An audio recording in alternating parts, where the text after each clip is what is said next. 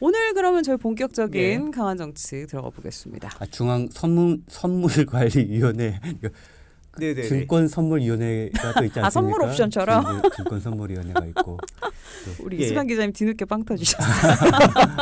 예, 저 오늘 첫 번째 키워드 오원절구로 한번 또 들어보겠습니다.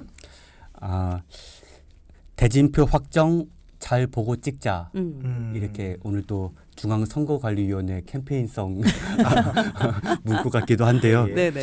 지난주 목요일과 금요일 양일간에 걸쳐 22대 총선 후보 등록이 모두 이루어졌습니다. 마감 결과 254개 지역구에 699명의 후보가 등록을 했습니다. 예. 경쟁률이 2.75대 1. 12대 총선 1985년에 치러졌던 12대 총선 이후 가장 낮은 경쟁률이라고 합니다. 반면에 비례대표 경우에는 38개 정당이 253명의 후보를 내서 이번에 역대 가장 긴 투표용지를 보게 됐습니다. 얼마나 깁니까? 51.7cm라고 합니다. 와, 진짜 길다. 우리 한 8길 정도 되는 거 아니에요? 아니 지난 21대 때 4년 전에 그 뉴스에도 기억나거든요. 그 기자들이 막 스탠드업하면서도 맞아요. 이렇게 길게. 맞습니다. 지금은 더 긴다 말이죠. 그래서 예. 선관위가 보유한 투표지 분류기는 최대 34개 정당이 표기된 46.9cm까지만 처리를 할 수가 있는데 예. 그래서 이번에는 100% 수개표를 아이고야. 한다고 합니다. 그런 이유도 있었군요. 아. 아니 근데 조금 전에 말씀해 주신 대로 지역구 후보 등록 결과 1985년 12대 총선 이후 가장 낮은 경쟁률이다라고 얘기하셨어요. 예, 그렇습니다. 2.75대 1. 예. 그러니까 1985년 아주 옛날입니다. 네, 전 잘 기억 안 나요. 네. 저 6살 때예요. 212 총선이라고 했었던 어. 전두환 정권 때고 한 지역구에서 2명씩 뽑았었습니다. 예. 민주화 이전이라고 할 수 있는데 네. 92개 지역구에서 184명을 뽑았는데 2.39대 1이었다고 합니다. 그러니까 이번 선거가 민주화 이후 또 13대 총선부터 소선거구제 네. 1지역구 1인씩 뽑는 소선거구제 제도 시행 이후에는 가장 낮은 경쟁률인 겁니다. 그러니까 저도 그때 기억은 나요. 그러니까 중대 선거구라서 2명씩 뽑고 막 이랬거든요. 맞습니다. 예, 예. 네. 근데 이렇게 경쟁률 낮은 이유가 뭡니까? 정확히는 잘 모르겠는데 후보 등록 결과를 보니까 3당 이하의 정당들이 배출한 후보들이 과거보다 확연히 적었습니다. 네. 예. 과거에는 그래도 50명 이상씩 낸 후보 정당들이 꽤 있었는데 세 군데, 네 군데, 다섯 군데 이렇게 있었는데 이번에는 이 두 거대 정당 국민의힘이 254곳 전 지역구를 배출했고요. 네. 더불어민주당은 246곳의 후보를 배출했습니다. 이 두 정당을 제외하고는 개혁신당이 세 번째인데 43명, 또 새로운 미래 28명, 진보당 21명, 녹색정의당 17명, 무소속 58명 이런 식인데 과거에는 2020년 선거 때 직전 선거 때만 보더라도 민생당, 정의당, 민중당 이런 당들이 50명 이상의 후보를 냈었고 네. 예. 국가혁명배당금당 기억나요? 허경영 대표의 네. 253명이나 네, 이번에도 나오셨죠, 이분이? 예. 이번에는 보니까 맞습니다. 그죠, 그죠. 이번에는 지역구 이번에는 국가혁명당이라는 이름으로 지역구 후보는 안 냈지만 네. 본인이 비례대표 후보로 출마를 했더라고요. 예. 그렇구나. 아니 이때 이렇게 많이 냈어요. 후보를 그러니까. 여기서 몰랐어요. 그러니까 한편으로는 지금이 완전히 그 양당 체제가 문제다 이러는데 그야말로 이 거대 양당 체제가 고착화된 거다. 그 방증이네요, 이게. 저도 그런 생각이 들었습니다. 그 전에 2016년도에는 국민의당 171명의 후보를 냈었고 3당이 2012년도에도 자유선진당, 통합진보당 이런 정당이 있었고 2008년도에도 자유선진당, 친박연대, 민주노동당 네. 이런 당들이 있었습니다. 그런데 제3당 이하의 정당이 배출한 후보들이 역대에 비해서 아주 적은 수준이고 예. 어떻게 보면 좀 당선 가능성이 적은 후보들이 아예 후보를 내지 않는 예. 그런 모습이 드러난 것 같습니다. 그러니까 전체적으로 봤을 때 우리 최준만 앵커가 얘기한 것처럼 네. 어떤 양당이 어떤 구심력이 더 강화된 모습, 진영에서 차지하는 위상이 더 높아진 모습, 네. 이런 걸 보여주는 게 아닌가 생각이 들었습니다. 좀 격세지감을 느끼는 게 한 두세 달 전만 해도 신당 세력들 맞아, 맞아. 많아가지고 이번에야말로 제3 세력의 그래요. 뿌리를 내리는 그런 선거가 될 수 있을 것이다 이런 전망들이 많았는데 한편으로는 좀 그렇습니다. 아니 왜 예. 이렇게 근데 약해진 걸까요? 아무래도 뭐 그 신당들이 한 빅텐트에 뭉치지 못한 거 뭐 그게 가장 크다고 봐야겠죠. 어떻게 보세요? 그렇습니다. 그리고 그런 이 전체 지역구가 254개죠. 예, 254개 지역구. 지역구에 나름 경쟁력 있는 후보들 다 낸다는 게 쉽지가 않습니다. 사실 예, 맞아요. 새롭게 만들어진 신당이 네. 그리고 일정한 득표를 하지 못하면은 그 선거 비용도 돌려받지 못하잖아요. 그렇죠. 그러니까 이게 뜻한 사람이 있었어도 막판에 가서 좀 포기하는 경우도 많이 있었을 것 같고 예. 그러니까 전체적으로 뭐 정의당 같은 경우 이번에는 녹색 정의당이라고 네. 녹색당과 연합을 해서 이렇게 뛰고 있는데 음. 과거에는 이 정의당 후보가 뭐 100명도 넘고 그런 적이 있었습니다. 근데 네. 이번에는 17명밖에 후보를 녹색 정의당인데도 네. 17명밖에 후보를 내지 못했습니다. 아마 이게 선거보조금이 제가 좀 기억이 안 나는데 이게 좀 높아졌던 것 같기도 하고 그렇진 않나요? 아마 그것도 영향이 좀 큰 것 같기도 제 한데. 기억으로는 10% 유효 투표율의 10%를 득표하면 선거 비용의 반절인가요? 15% 이상이 예. 전액을 돌려받는 것으로 네. 기억합니다. 네, 요거는 저희가 한번 네, 나중에 한번 확인을 다시 한번 해보도록 하겠습니다. 체크를 해보도록 하겠습니다. 그러면 이제 다른 당들은 어떻게 되는 거예요?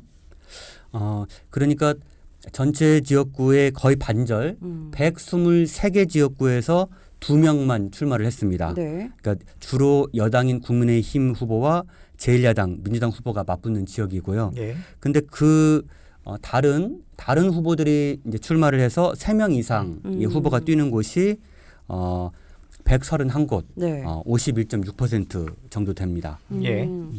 이렇게 되는 곳들. 근데 그러면은 이게 경쟁률이 조금 지금 어떤지 우리가 뭐 여론조사 결과를 발표해드릴 수는 없지만 좀 어떻게 보세요? 뭐 접전이 있을까요? 아니면 여전히 뭐 양당 구조로 갈까요? 전체적으로는 양당 구도로 갈 것 같은데 일부 지역구 그러니까 뭐 새로운 미래라든가 또 개혁신당에서 현직의원, 전직의원 또 이런 좀 인지도가 있는 정치인들은 나름 선전할 수도 있기 때문에 그런 지역구들은 또 접전을 펼칠 수도 있다고 봅니다. 그러니까 이 세 명의 후보가 이제 신당이 국민의힘에서부터 파생된 네. 후보냐, 민주당에서부터 온 후보냐 이거에 따라서 좀 결과가 좀 달라질 수가 있지 않습니까? 그죠?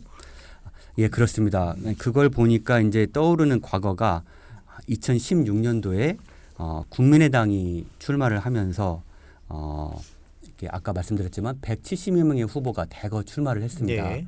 그래서 지역구에서는 25명이 당선이 됐는데 23명이 호남 지역이었고 네. 2명이 서울에서 당선됐습니다. 그런데 수도권에서 아주 많은 후보를 냈습니다. 그런데 본인 당선이 된 경우는 2곳, 네. 안철수, 김성식 의원이었습니다. 예. 나머지 지역에서는 본인이 당선은 되지 않았지만 이 선거 결과를 흔들었다라고 볼 수 있는 데들이 꽤 많았습니다. 네. 그러니까 예를 들어서 서울 지역에서는 그 1위가 새누리당 당시 새누리당인데 네. 2위가 민주당이다. 그때 새누리당과 민주당의 격차보다 더 많은 득표를 한 곳이 꽤 많았었습니다. 그래요? 그러니까 그렇게 해서 국민의당 후보가 보통 3등을 했는데 뭐 예. 2등을 한 경우도 있습니다만 2등이나 3등을 해서 결과적으로 1위가 새누리당 후보가 당선된 곳이 서울이 9곳이나 있었습니다. 9곳, 인천은 4곳, 예. 또 경기도도 10곳 이런 지역에서 그러니까 꽤 많죠. 그 합치면은 23석 정도가 새누리당 후보가 당선이 됐는데 네. 새누리당 후보와 민주당 후보의 격차가 근소한 상태에서 그 이상의 득표를 국민의당 후보가 기록했었다는 겁니다. 그러니까 예. 이제 간단히 말하면 좀 여권 분열의 어부지리를 새누리당이 얻었다. 예. 당시 그런 표현을 많이 썼었습니다. 네. 그러니까 이렇게 지금 3명의 후보일 경우에 이게 참 뭐 나중에도 이제 뭐 비평을 하시겠지만 논평을 하시겠지만 이게 참 애매해요. 그러니까 뭐냐면 이 신당 세력들이 그러니까 지금 여론조사 쭉 나눈 거 보면 신당 세력이 그 1위를 차지하는 지역구는 없잖아요. 그렇죠. 거의 그러다 없는 보니까 것 같아요. 신당을 지지하는 사람들이 이것도 내가 투표하면 이것도 사표되는 거 아니야? 맞아요, 또 이렇게 맞아요. 생각해서 음. 이 표가 또 어디로 갈지 또 그것도 하나의 관건일 것 같고 그리고 또 보면 우리가 무당층 하잖아요. 네네. 근데 이게 또 보니까 이 보수 쪽의 무당층이냐 아니면 진보 쪽의 무당층이냐에 따라서 또 성향이 또 다르더라고요. 그러니까 보수층은 일단은 투표하고 본다는 게 많다는 거예요. 그러니까 내가 지지를 하지 않은 저 당은 내가 보수당은 내가 지지를 하지 않겠어라고는 하지만 그래도 투표장에 가야지라면서 찍는다는 거죠. 네네. 이에 반해서 좀 진보 쪽은 심판을 바로 투표 안 하는 걸로 심판하는 경향이 많다고 합니다. 그러다 보니까 일단은 그래서 무당층에 대한 좀 색깔도 좀 다르다고 해요.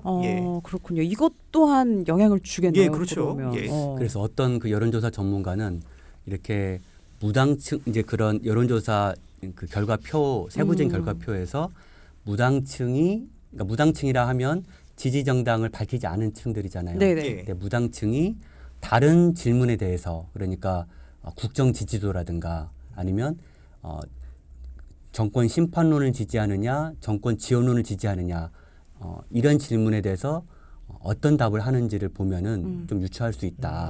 이제 그런 의견을 그렇겠네요. 얘기하는 사람도 있었습니다. 네, 아무튼 우리 청취자분들은 한 표를 잘 소중하게 행사해 주시기를 다시 한번 당부를 드리겠습니다. 이번에 비례대표 경쟁률은 훨씬 더 치열했다고요? 예, 그렇습니다. 그 지역구 경쟁률은 낮은 반면에 비례대표 경쟁률은 아주 치열한데요. 의석이 46개입니다. 그런데 38개 정당이 253명의 후보를 냈습니다. 경쟁률만 단순히 해보면 5.5대 1이고요. 그러니까 21대 총선에 비해서는 좀 떨어졌는데 당시 6.6대 1이었으니까 네. 20대 총선에 비해서는 20대 총선 때 3.4대 1보다는 올라간 수준입니다. 이번에 그리고 또 막판까지 그 리스트도 많이 좀 변경이 됐었잖아요. 그만큼 또 관심 많았었던 것 같아요. 명단이. 예, 맞습니다. 국민의힘은 국민의 미래라는 이름으로 유성정당이죠. 35명의 비례대표 후보를 등록했는데 1번은 여성장애인인 최보윤 변호사, 2번은 탈북민 출신 박충권 현대제철 체감연구원이 이름을 올렸습니다. 예. 임요한 지금 과거 비대위원장이었죠. 네네. 비대위원장이 8번. 네, 혁신위원장. 혁신위원장이었죠. 예. 예, 혁신위원장. 8번에 이름을 올렸습니다. 더불어민주당은 이번에 더불어민주연합이라는 비례대표 정당을 주도하고 있는데 여기에는 시민사회 목도 있고 새진보연합, 진보당 이런 후보들이 함께 이름을 올렸습니다. 뭐 1번과 2번만 소개해드리면 1번은 여성 시각장애인인 서미화 전 국가인권위원회 비상임위원, 2번은 위성락 전 한반도 평화교섭본부장이 이름을 올렸습니다. 네네. 보통 이렇게 순번을 배치를 할 때 이 뭐라고 그러죠? 1357 이렇게는 여성 그리고 2468 뭐 이렇게는 남성 이렇게 배치를 하죠.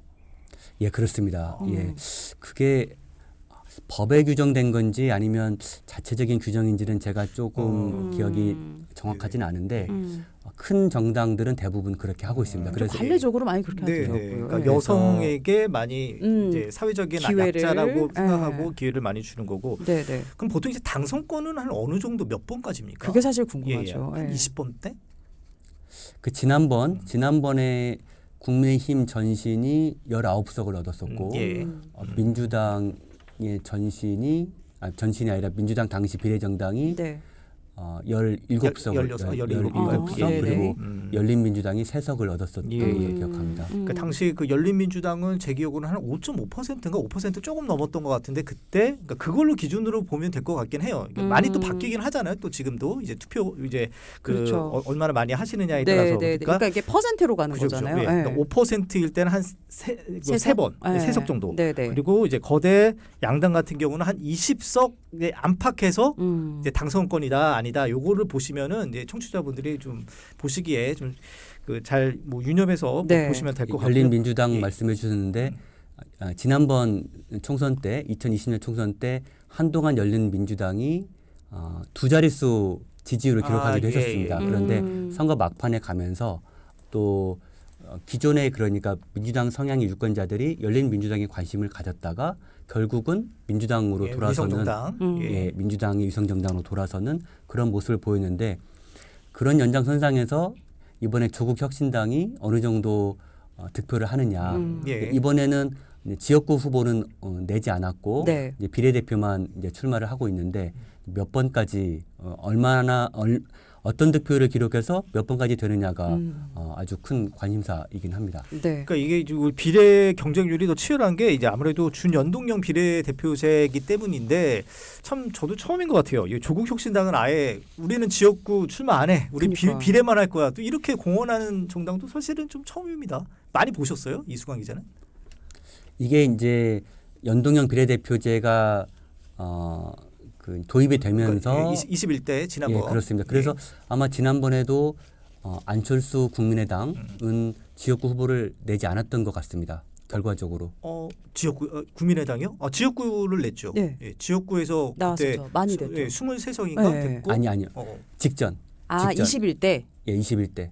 그때 나왔었나요? 저 기억이 안 나요. 그때 이렇게 문재인 정부에 대해서 그런 문재인 정부를 반대하는 야당들의 힘을 분산시키지 않겠다면서 그랬었던 기억입니다. 그거 또한 저희가 예, 한번 그러니까 확인해 제 보겠습니다. 기억으로는 이제 국민의당이 어. 그때 한 총 33석인가 36석이었는데 그 중에서 2016년 선거입니다. 네, 지금 말씀하시는 건 지난해, 직전 지난해. 21대 얘기하시는 예, 것 예, 예. 같아요. 2016년 선거가 네네. 그렇고 2020년 선거 때부터 이 연동형 비례대표 준연동형 그렇죠. 비례대표제가 도입이 되면서 네, 네. 이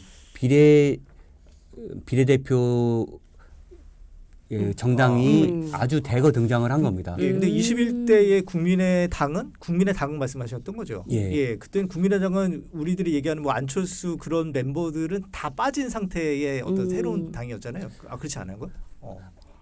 제 기억 이게 찾아오질 않았는데 제 네. 기억으로는 2020년도에는 그 안철수 대표가 예. 이제 그 독일에 유학을 하고 있다가 돌아와서 바른미래당 대신에 국민의당을 만들면서